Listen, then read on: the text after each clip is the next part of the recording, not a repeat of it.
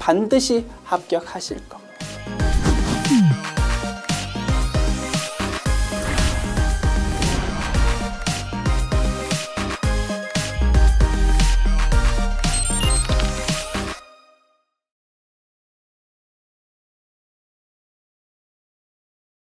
안녕하세요.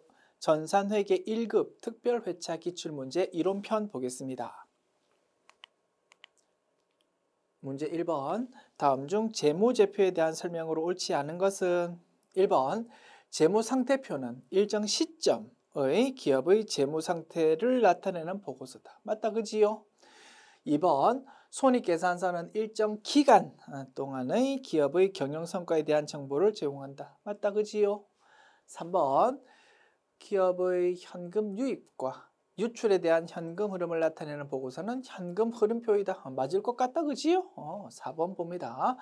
재무제표는 재무상태표, 손익계산서, 현금 흐름표, 자본 변동표로 구성되며 주석도 재무제표 종류에 들어간다고 했습니다. 그런데 4번 지문 주석은 포함되지 않는다라고 했으니까 4번 지문이 틀렸다 이겁니다. 정답 4번.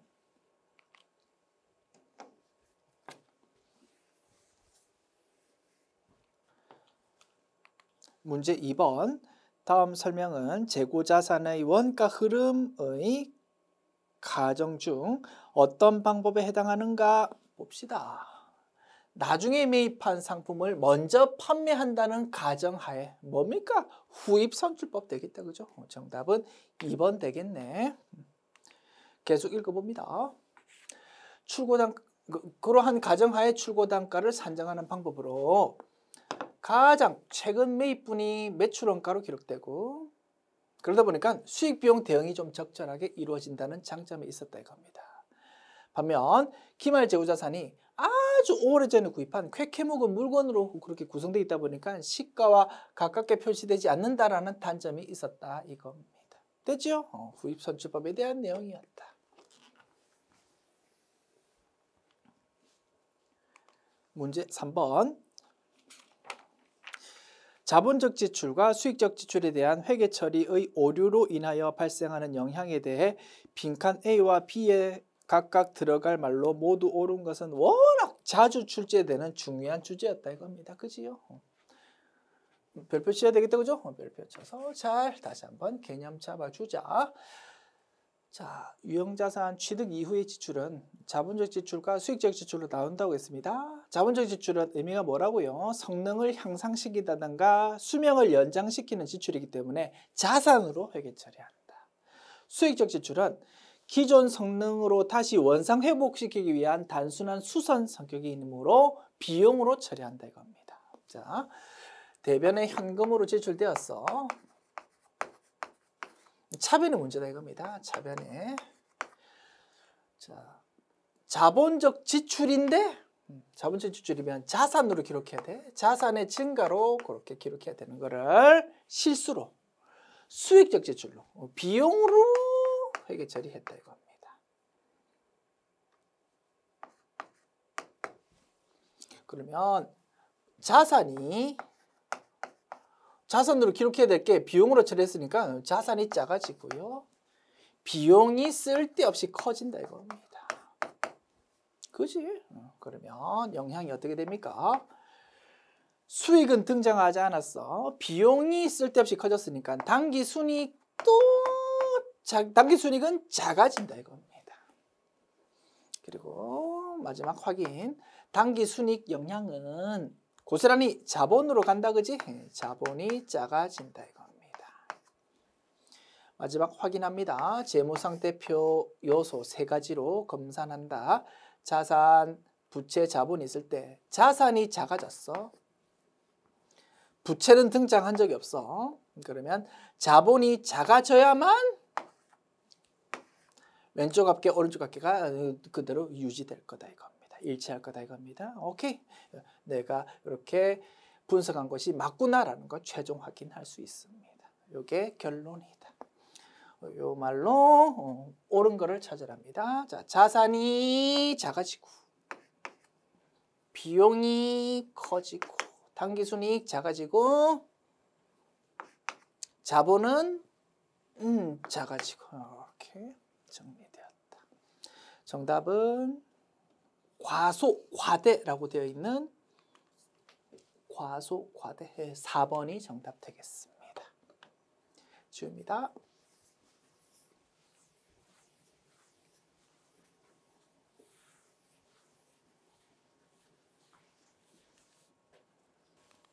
문제 4번 봅시다. 다음 중 무형자산에 대한 설명으로 옳지 않은 것은 1번 내부적으로 창출하여 계상한 영업권은 인정하지 않는다. 자주 시험에서 등장하는 지문이다. 그죠? 맞는 지문. 2번 무형자산 상각 시 잔존가치는 원칙적으로 영원인 것으로 한다. 맞다. 그지요? 3번 장기간에 걸쳐 영업활동에 사용할 목적으로 보유하는 물리적 형체가 없는 자산이다. 맞을 거다. 그지요? 유형자산은 장기간에 걸쳐 영업활동에 사용할 목적으로 보유하는 물리적 형체가 있는 자산이고 유형자산. 무형자산은 나머지 내용은 똑같고 물리적 형체가 없다. 그 부분만 차이가 있다 이겁니다. 4번 무형자산의 상각은 취득 시점부터 시작한다 라고 되어 있는데요. 이게 틀린 지문입니다. 우리 기업회계 기준을 보면 규정이 이렇게 되어 있답니다. 무형자산 상각은 사용 가능한 시점부터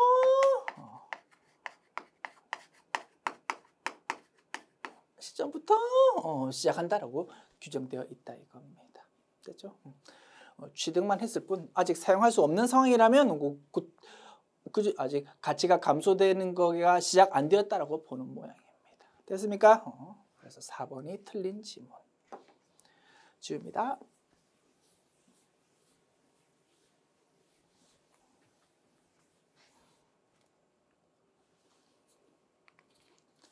문제 5번. 아래의 보기에서 주식 배당을 하였을 때 발생하는 영향으로 올바른 것들로 짝지어진 것은 자, 주식 배당 회계 처리 어떻게 됩니까? 차변에 미처분 이익잉여금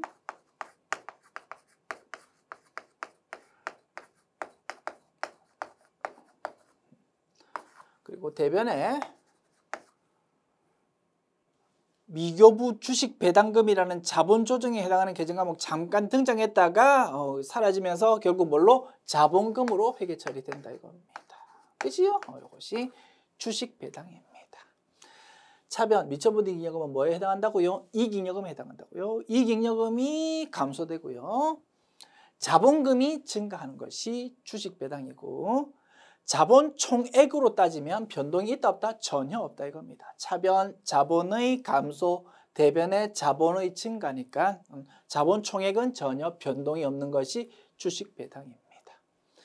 자, 주식 배당 했을 때 발생하는 영향으로 올바른 것만 열거해 보십시오라는 문제다. 그지요? 자본금이 증가한다? 맞습니다. 이익잉여금이 감소한다? 맞습니다.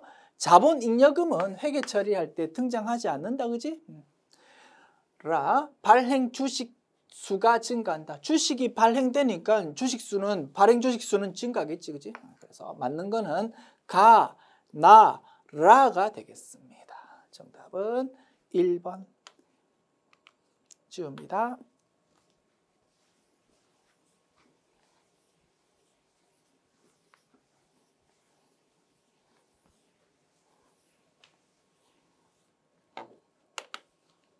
문제 6번. 다음의 자료에서 비유동 부채에 속하는 계정들의 금액 합계는 얼마입니까? 봅시다. 비유동 부채 찾으래요. 미지급금 유동 부채다. 그지? 매입 채무 유동 부채. 임차 보증금은 자산이다. 그지? 비유동 자산. 퇴직급여 충당 부채가 비유동 부채. 유동성 장기 부채 유동 부채. 사채 비유동 부채. 그래서 비유동 부채는 두 가지 항목이다. 그지? 65만 원 되겠습니다. 정답 1번.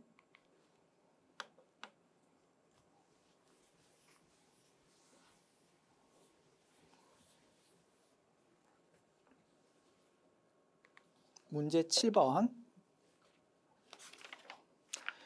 다음 중 각 거래 형태별 수익 인식 시점으로 옳은 것은 1번 상품권 발행 상품권을 판매한 시점 아니다, 그지요? 상품권 우리 회사가 구두 회사입니다. 상품권 팔았습니다. 돈 들어옵니다. 그때 매출 인식하는 거 아니다. 언제 매출 인식한다고? 상품권 들고 있는 고객이 우리 회사 매장 와가지고 상품권 우리한테 주고, 우리는 가지고 있는 그 매장에 있는 구두를 주고, 그지? 그때 우리가 가지고 있는 재화 인도할 때 매출 인식한다고 했습니다. 2번 시용 판매 한 달 써보시고 마음에 안 들면 반품하세요라는 조건으로 팔았다 이겁니다. 언제 우리는 매출 인식한다고? 한 달 될 때까지 고객이 반품 안 하면 우리 매출 인식합니다. 우리 기준에서는 구매자가 매입 의사를 표시했을 때 매출 인식한다라고 규정하고 있다 이겁니다. 그죠? 그런데 고객에게 제품 넘겨줄 때 매출 인식한다라고 했으니까 틀렸다 이겁니다. 그 다음 3번 공연 입장료. 입장권 판매할 때 매출 인식한다. 당연히 틀렸다고 그죠? 입장권 팔았을 때 돈 들어옵니다. 그런데 우리가 그 돈 받은 거를 진짜 수익으로 매출 인식하려면 어떻게 공연을 해 주어야 될 거 아닙니까? 그죠? 공연 개최했을 때가 매출 인식 시기다. 그러면 4번이 정답이겠다. 그죠? 주문 개발 소프트웨어 진행 기준에 따라서 수익 인식한다 이겁니다. 정답은 4번.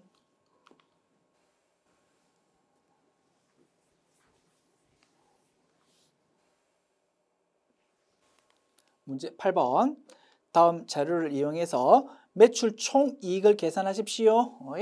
자, 매출액에서 매출 원가 뺀 것이 매출 총이익이다. 그지요? 매출액 계산해 봅시다. 매출액, 총 매출액을 말하는 모양이다. 그지? 여기서 혹시라도 매출 환입, 매출 애누리, 매출 할인 같은 거 있으면 빼야 될 거다. 그지요? 있습니까? 없네요. 오케이. 없어. 그러면 매출액은 그냥 170만 원이다라고 결론 낼 수 있습니다. 그 다음에 매출 원가 계산합시다. 자, 매출 원가. 기초 재고에서 단기 매입 더합니다. 그리고 기말 재고를 뺍니다.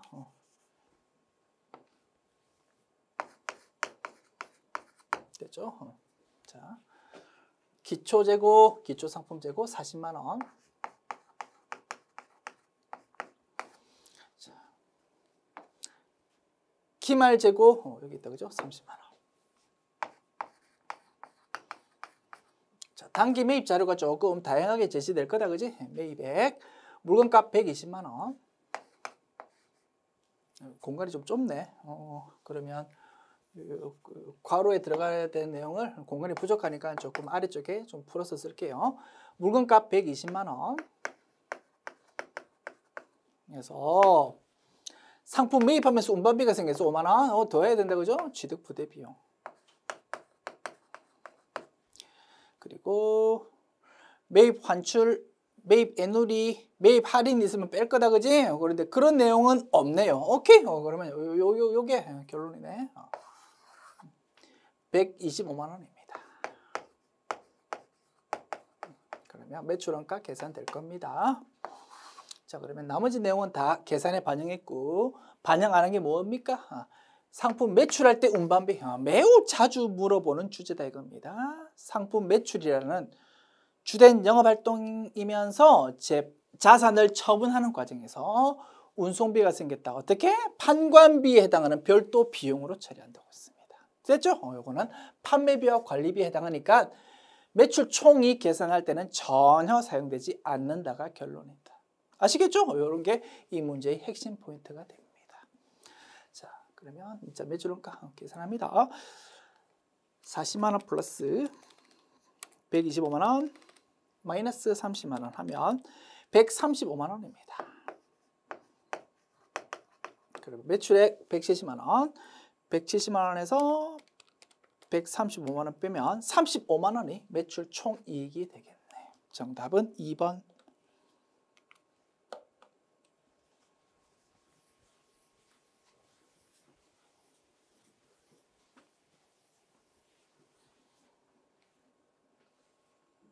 문제 9번. 다음 중 제조 간접비로 집계되는 항목이 아닌 것은 1번 공장 감가상각비, 2번 공장 임차료, 3번 원재료 구입 운반비, 4번 공장 전력비. 1, 2, 4번은 제조 경비에 해당하고 3번은 재료비에 해당한다, 그지? 그래서 정답은 3번이랍니다. 자, 그런데 정답은 3번인데요. 제조 간접비는 사실은 무엇으로 구성되어 있습니까? 간접 재료비, 그리고 간접 농후비, 그리고 제조 경비, 이렇게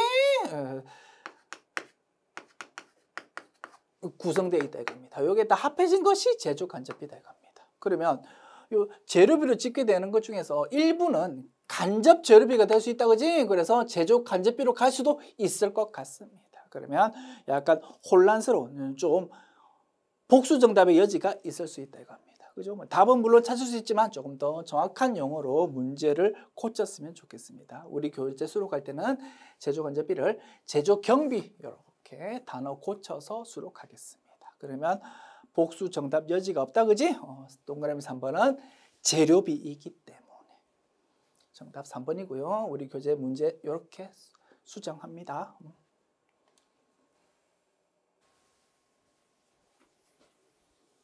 이렇게.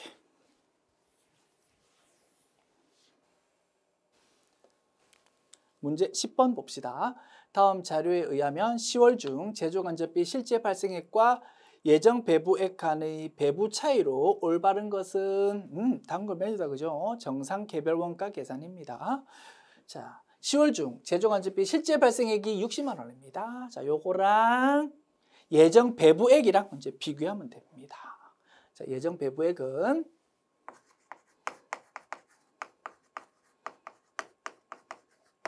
예정 배부율에서 뭘 곱한다고? 조업도 중에서 실제 조업도를 곱한다고 했습니다. 이게 핵심이다, 그지? 자, 예정 배부율은 직접 노동 시간당 550원. 실제 조업도는, 자, 직접 노동 시간이 두 개 나와 있습니다. 실제랑 예정 둘 중에서 실제 직접 노동 시간 1000시간을 사용한다 이겁니다. 1000시간. 그럼 얼마입니까? 550 곱하기 1000. 55만 원 계산됩니다. 55만 원이랑 60만 원이랑 비교합니다. 과소배부다, 그지? 5만 원 과소배부. 정답은 1번 되겠습니다.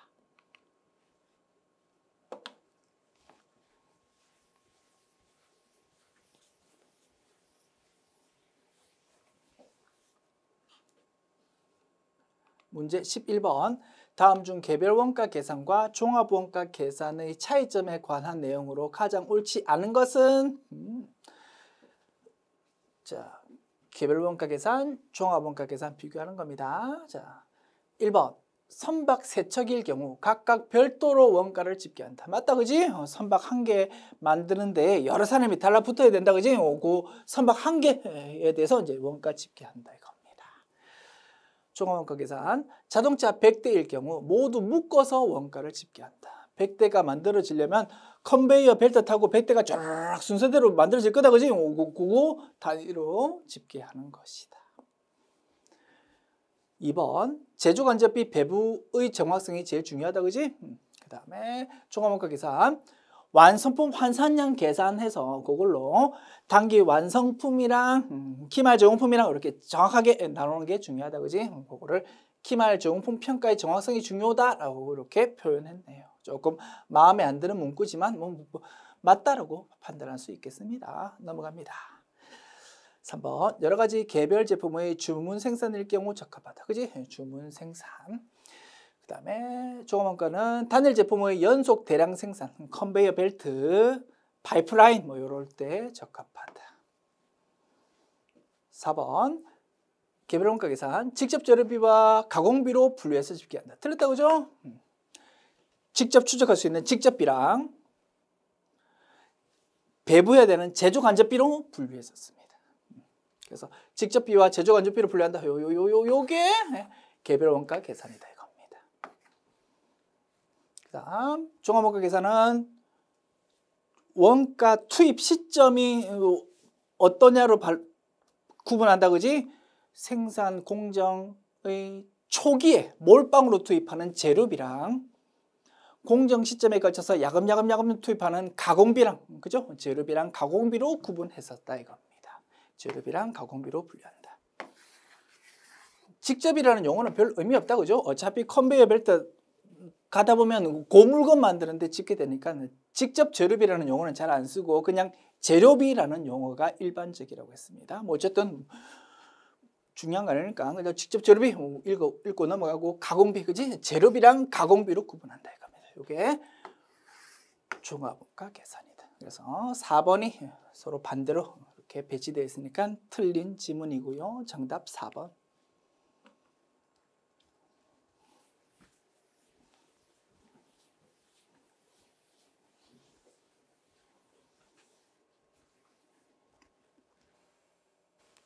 문제 12번 봅니다. 다음 중 공손품에 대한 설명으로 가장 옳지 않은 것은 1번 정상 공손 원가는 제품 제조 원가에 포함된다. 그지요? 2번 비정상 공손 원가는 영업 외 비용으로 처리한다고 했습니다. 영업 외 비용이어야 되는데 영업 비용이라고 했으니까 틀렸다 이겁니다. 됐죠? 정답 2번. 3번 정상 공손은 제품을 생산하는 과정에서 불가피하게 발생한다. 그죠? 어쩔 수 없이 당연히 발생하기 때문에 그냥 정상적으로 발생한 걸로 보아서 제조 원가에 포함시킨다 이겁니다. 그와 달리 비정상 공손은 우리의 부주의로 발생한 겁니다. 얼마든지 없앨 수 있다 이겁니다. 그래서 비효율적인 생산 관리로 인해서 발생하기 때문에 없앨 수 있는 걸 못 없앤 거기 때문에 이거를 영업 외 비용으로 처리한다고 했었다 이겁니다.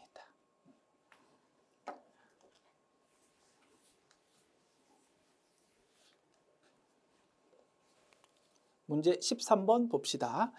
부가가치세법상 영세율 적용 대상 중 세금 계산서 발급 의무가 있는 것은 영세율 대표적인 항목이 수출이었다 그죠?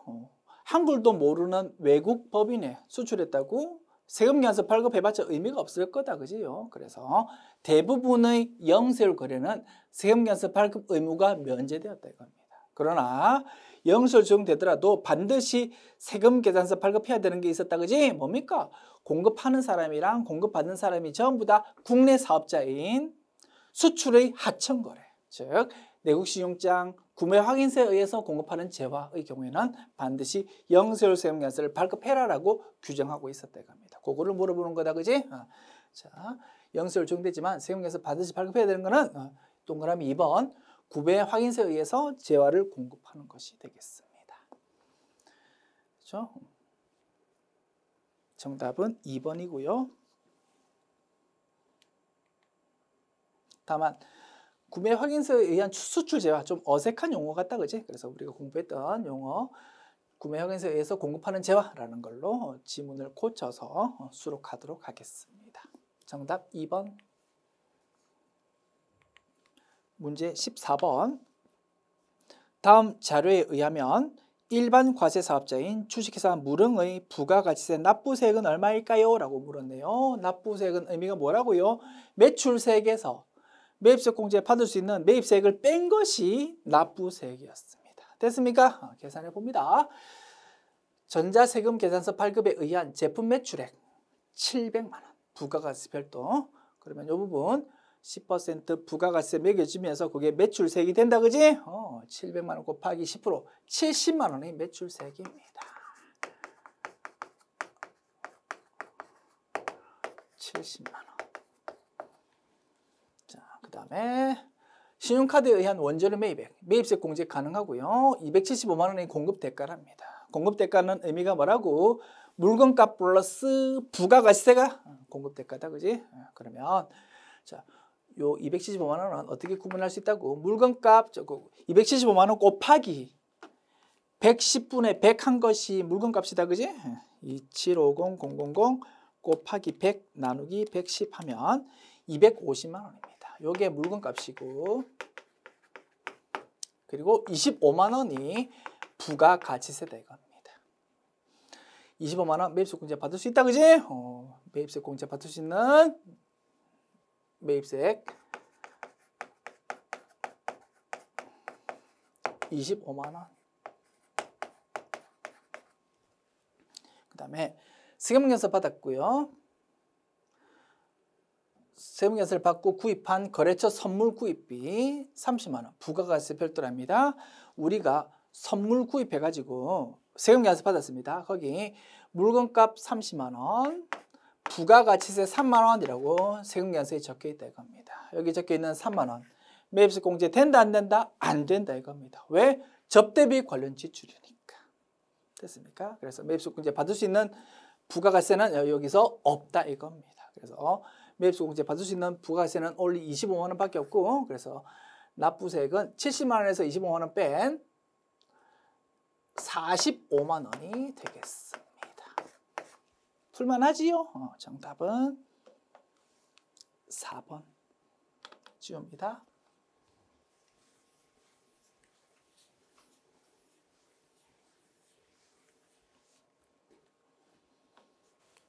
문제 15번 봅니다. 다음 중 세금 계산서 발급과 관련한 내용으로 틀린 것은? 이라고 묻고 있네요. 자, 문제 풀기 전에 제가 말씀드립니다. 이 문제 복수 정답이 인정된 문제고요. 그리고 앞으로도 지문 내용 중에서 몇 가지 내용은 앞으로 출제될 가능성도 희박하다 이겁니다. 그래서 이 문제에 대해서 크게 스트레스 받을 필요 없고 다만 제가 설명은 열심히 한번 해보겠습니다. 가볍게 드러나 보십시오. 됐습니까? 출발합니다. 자, 세금계산 발급과 관련해서 틀린 거 찾는 문제 1번 지문 2020년도 사업장별 제화 및 용역의 공급가액의 합계액이 3억 원 이상인 개인사업자는 2021년 제2기부터 2022년 제1기까지 전자세금계산서 발급 대상에 해당한다라고 되어 있습니다. 맞는 지문입니다. 법인 사업자는 반드시 세금계산서를 종이 말고 전자로 발급해야 됩니다. 그리고 개인 사업자 중에서도 규모가 좀 크다면 종이 아니고 전자로 세금계산서 발급하도록 규정하고 있다 이겁니다. 기준금액이 얼마라고요? 3억 원입니다. 작년도 1년 동안의 내가 물건 판 공급가액, 매출액이라고 보면 되겠다, 그죠? 매출액이 3억 원 이상이라면 규모가 크니까 개인이라 하더라도 세금계산서를 종이 말고 전자로 발급하도록 규정하고 있는데 다만 실무에서 이 규정을 적용하려고 하다 보니까 좀 문제가 있다 이겁니다. 자, 2021년도에 세금계산서 발급할 때 전자로 해야 되는지 종이로 해야 되는지 판단할 때 기준은 그 직전 연도니까 2020년도가 되겠다, 그죠? 2020년도 1년 동안 3억 원 이상이면 2021년부터는 전자로 발급해야 된다 이겁니다. 그런데 2020년도 1년 동안 내가 공급한 공급가액이 3억 원 이상인지 아닌지는 12월 31일에 2020년 12월 31일에 바로 알 수 있다 없다 모른다 이겁니다. 사실은 2020년도 1년 동안의 장부는 2020년도에 대한 법인세를 신고 납부할 때 그러면 2021년도 3월 즈음에 가서야 사실은 결산이 다 되는 게 현실이더라 이겁니다. 그러다 보니까 작년도 1년 기준으로 이제 전자 세금계산서 발급해야 되는 거를 적용을 1월 1일부터 바로 할 수가 없는 게 현실이더라 이거지요. 일리 있습니까? 그러다 보니까 세법에서는 이렇게 규정한답니다. 작년 1년 기준으로 판단하되 실제 적용은 7월 1일부터 하도록 규정하고 있답니다. 됐죠? 그러면 언제 2020년 1년 따져봐서 오케이 3억 원 이상이라고? 그러면 전자세금계산서 발급해야 되는데 언제부터? 2021년 7월 1일부터로 규정할 수밖에 없다 이겁니다. 그러면 언제까지? 그러면 2021년 7월 1일부터 2022년 6월 30일까지 이렇게 요 기간 동안에는 전자로 발급해야 돼 라고 적용할 수밖에 없더라 이겁니다. 일리 있습니까? 그래서 1번 지문 맞는 것이다. 2번 소매업 또는 미용, 욕탕 및 유사 서비스업을 경영하는 자가 공급하는 재화 또는 용역의 경우 세금계산서를 발급하지 않아야 할 수 있다. 그지? 소매업, 나군이고 모기비 형제 다군입니다. 그래서 이런 업종들은 세금계산서 아니고 영수증을 발급할 수 있고, 그리고 이런 규정도 있었다. 그지? 세금계산서 발급 의무 면제라는 규정. 그래서 이런 업종의 경우에는 세금계산서 또는 영수증 자체를 아예 발급 안 할 수도 있더라 이겁니다. 그 내용입니다. 3번, 간이계산서자는 세금계산서 발급할 수 없다. 예전 세법으로 보면 이 내용이 맞겠지만 세법이 개정됨에 따라서 틀린 지문이 되어버렸다 이겁니다. 그지? 간이계산서자라는 거는 직전연도 공급 대가가 8천만 원 미만인 사업자를 말한다. 그지? 개인 사업자 8천만 원 미만.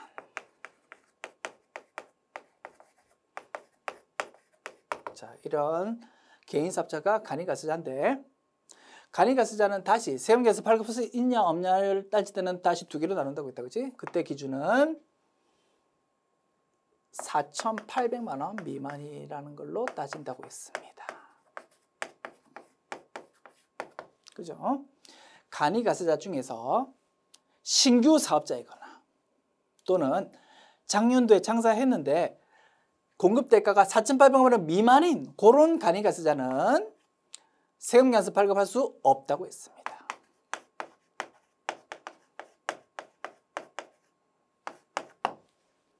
그와 달리 간이계산서자인데 신규 사업자 아니야. 작년도에 장사했어. 작년도 공급 대가가 4,800만 원 이상이다 이겁니다. 그러면서 8천만 원은 미만이다 이거지. 그지? 요 동그라미 표시한 요 부분에 있는 사람은 간이과세자라 하더라도 세금계산서 발급할 수 있다고 했습니다. 됐습니까? 그렇기 때문에 3번 지문이 틀렸다 이겁니다. 간이계산서자 중에서 일부의 경우에는 세금계산서 발급할 수 있기 때문에. 그래서 정답은 3번 되겠네요. 4번, 수입세금계산서 발급자는 세관장이다. 맞다, 그지? 그래서 정답은 3번이다 이겁니다. 그런데 이 문제에 복수 정답이 인정되었습니다. 3번 틀렸고 2번 지문도 틀렸다라고 발표되었습니다. 그 이유는 무엇입니까? 소매업, 나군 중에서 소매업이 있었는데 요거는 뭐라고? 물건 구입하는 사람이 우리는 반드시 세금계산서 필요합니다. 발급해 주십시오라고 요구한다면 딴소리 못해. 반드시 세금계산서 발급해야 된다는 규정이 있었었다 이겁니다. 기억나십니까? 그 내용 때문에 2번 지문도 엄밀히 따졌을 때 틀렸다라고 볼 수 있다 이겁니다. 그래서 2번과 3번이 복수 정답 인정되었습니다. 그래서 우리 교재수로 갈 때는 2번 지문 좀 고쳐야 되겠다, 그죠? 소매업에 대해서 상대방이 세금계산서 발급해 달라고 요구한 건 아니다라는 그 내용을 추가하도록 하겠습니다. 그래야 복수 정답 이슈가 없어진다. 됐습니까? 그죠? 2번, 3번이 복수 정답이 인정됐는데 우리 교재수로 갈 때는 이렇게 할 거야. 자.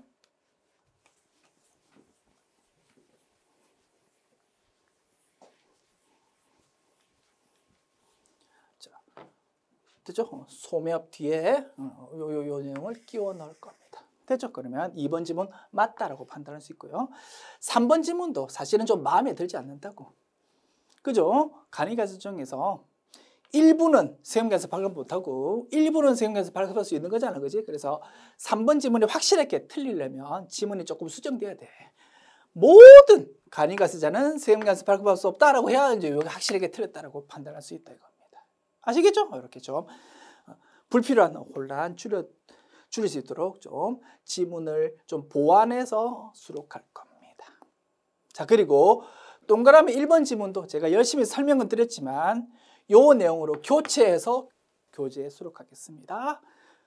법인사업자는 전자세금계산서로 발급해야 된다. 종이 안 되고 반드시 전자다. 그지? 그래서 확실히 맞는 지문으로 수정했습니다. 그 이유는 이겁니다.